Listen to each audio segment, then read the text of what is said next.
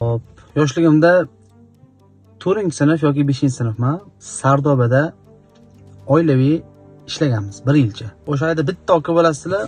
O'shanda Turkiyadan diler bo'lganlar.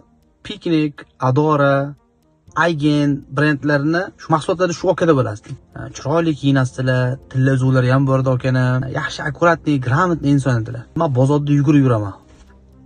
Bilishchi Valixon aka borlar, podvalda yonda bizning ombor. Fresh bol, shunaqa narsalarni podvalda omborimizdan to'shib, rastaga qo'yib boshqa qilib, ya'ni laqabim uchar edi. Bozorda hamma tanishdi, yugurib yurasdim. Shu o'zimga yoqasdi. Oka bir kun to'xtatganlarda va hazillashib, "Senga katta bo'lsam qizimni beraman" dedilar. Hozir shu odamni eslayman. Kirabas rahmat aytaman.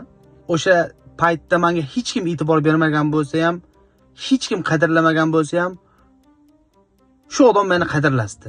Bizning uchun qarz, biz ham kimgadir qaytarishimiz kerak. Yo'limizdan chiqqan shijoatli qanaqadir bola bo'lsa, u bilmasdir. Lekin biz bilamizku, unda qoni qaynoqroq. Shunga ozgina ishonch berib qo'ysa, uka, sen zo'r bo'lasan kelajakda do'xol. Yosh bolaga dalla berib qo'yilsa, eslab yuradi. Nimaga? Siz qanaqadir martabaga erishgan, undan ko'ra yuqoriroq martabada bo'lishingiz mumkin. Va inson ishlaydi o'zidan yuqori degani. Xursand bo'ladi. Bir kun yana botaniklar kuni tugaydi. Kachola kerak bo'ladi hali. Mehnatkashlik kerak bo'ladi.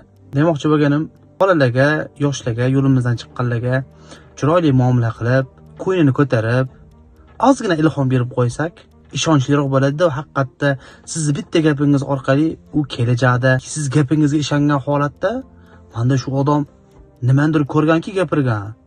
Katta odam edi shu. Ishonmasa gapirmasdi. Qilamanmi degan ma'noda harakat qiladi. Yoshlarga e'tibor berishimiz kerak. Yoshlar kelajagimiz.